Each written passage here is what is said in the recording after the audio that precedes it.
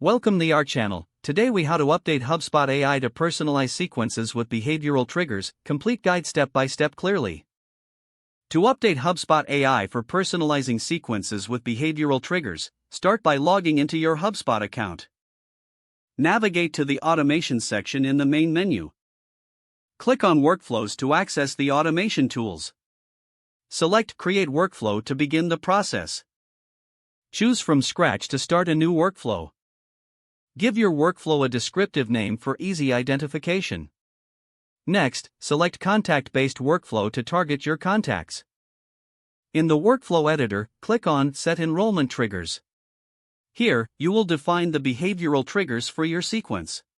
Choose the relevant trigger type based on the actions you want to track, such as email opens or link clicks. Set the specific conditions for your selected trigger. Consider using multiple triggers for more refined targeting. Once your triggers are defined, click Done to save your settings.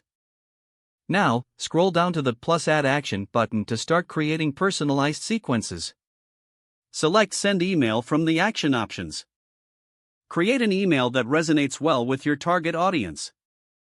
Incorporate personalization tokens to further tailor the email content.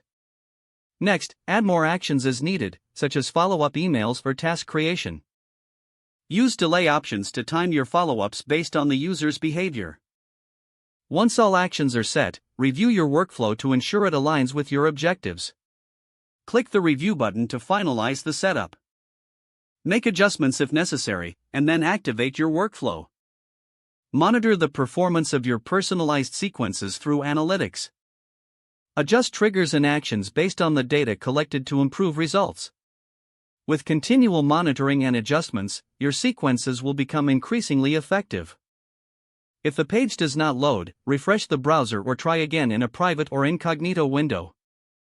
Make sure you are using the correct email address, then retype it carefully to avoid small typos. If your password is not accepted, use the reset option and create a new strong password you can remember. Check your spam folder for verification or security emails, then complete any requested confirmation steps.